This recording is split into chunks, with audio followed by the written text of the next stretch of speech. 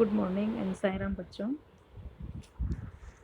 बच्चों अभी तक आपने पाठ 2 में चित्रों द्वारा संस्कृत वर्णमाला का ज्ञान में स्वर पढ़ लिए हैं। अ से लेकर अह तक ये आपने पढ़ लिया है पिछली वीडियो में। चित्रों सहित आपको समझ में आ गया होगा तथा अब हम व्यंजन शुरू करेंगे। स्वर और व्यंजन में पहचान करना तो आपको आता ही है। स्वर अ से लेकर आह तक होते हैं तथा व्यंजन क से लेकर ज्ञ तक होते हैं।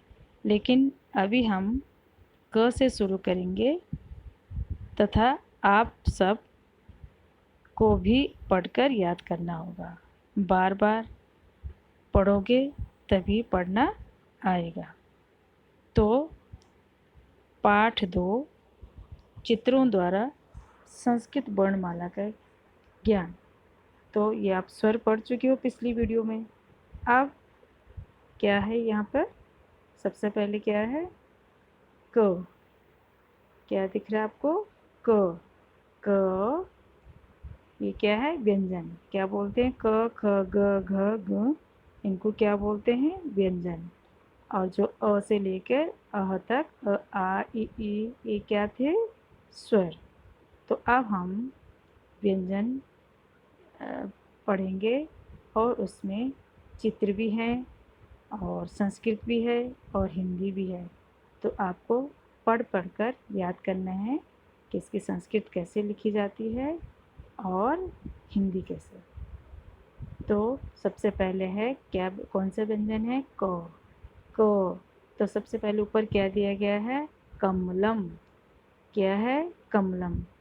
तो कमलम, तो कमलम को हिंदी में क्या बोलते हैं कमल। तो किस चीज़ का फूल है ये कमल का। ये आपको दिख रहा है, चित्र देख के ही पता चल रहा है कि ये किसका फूल है। तो कमलम, कमल, कमल के बाद जो म लगा है वहाँ पे जो डंडा सा है उसको क्या बोलते हैं, पहले भी मैंने पढ़ाया था हलंत। तो ये संस्कृत भाषा में जो हलंत बोलते हैं इसको कमलम। तो कमलम में, अगर कमलम में ये हलंत नहीं लगेगा और नहीं तो क्या कहलाएगा हिंदी का वर्ड जिसे कहलाएगा। तो कमलम, कमलम बराबर कमल। अब है नीचे ख, क के बाद क्या आता है ख। तो ख का क्या है खगह। तो खगह, खगह सामने आपको एक पक्षी दिखाई दे रहा है, तो उस पक्षी को देखकर आपको पता चलेगा। तो खगह, खगह किसे बोलते हैं पक्षी को, ठीक है। ख खगह, खगह क्या है ये जो इनके आगे बिंदु हैं उसे क्या बोलते हैं विसर्ग। तो खग बोलेंगे तो खग में जब तक हम दो बिंदु नहीं लगाएंगे तो उन दो बिंदुओं को क्या बोलेंगे विसर्ग। तो खग, उसका उच्चारण हम कैसे करेंगे खगह, खगह मतलब पक्षी। अब है ग, ग का गजह, आपको सामने क्या दिख रहा है हाथी। तो गजह हाथी, गजह हाथी। अब है घ, घ में है घटह। तो घटह किसी को बोलते हैं, यहाँ पर आपको घड़ा दिख रहा है। तो घटह, घटह का मतलब घड़ा, ठीक है। अब है गु, गु का कोई मीनिंग नहीं है, तो गु का कार करके लिखा है। अब है च, च छ ज झ य, पहले क्या था क ख ग घ गु, अब है च। तो च से चटका, चटका किसे बोलते हैं चिड़िया को, क्या है यहाँ पर चिड़िया बनी हुई है। तो च से चटका, चटका, चटका को क्या बोलते हैं हिंदी में चिड़िया, ठीक है। अब है नीचे छ, छ है, छ से छत्रम, क्या है ये छत्रम। तो छत्रम का क्या होगा छाता, छत्रम छाता, ठीक है। ज, ज जलम, ज का जलम, जलम बराबर पानी। क्या होगा? जलम का पानी। ज जलम, जलम बराबर पानी। तो जलम संस्कृत में हो गया और पानी उसका हिंदी में हो गया। साथ साथ इंग्लिश में भी है, आप उसको पढ़ सकते हैं। तीनों चीज़ का ज्ञान आपको हो जाएगा, संस्कृत, हिंदी और इंग्लिश। ठीक है। और अब है, क्या है नीचे? झ। तो झ क्या है? ये झल्लकम। झल्लकम क्या हुआ? झल्लकम, झ से झल्लकम, झल्लकम बराबर झांझ मजीरा।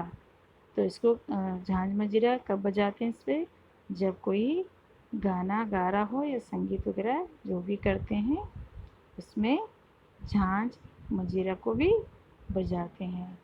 तो ये क्या हो गया? झ झल्लकम, झल्लकम मतलब झांझ मजीरा।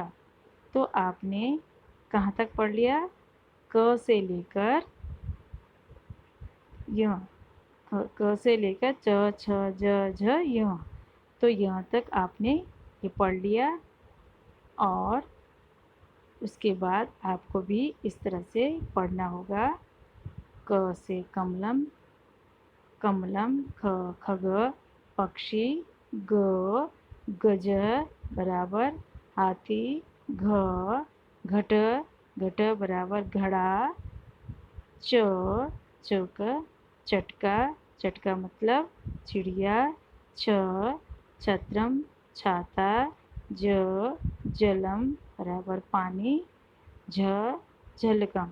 इस तरह से आप इसको पढ़ोगे। और अगर आपको लिखने का मन हो तो आप लिख भी सकते हैं, रफ कॉपी में उसको लिख कर भी याद कर सकते हैं। वैसे थर्ड में हमारा केवल ओरली है, ठीक है, मौखिक ही होता है।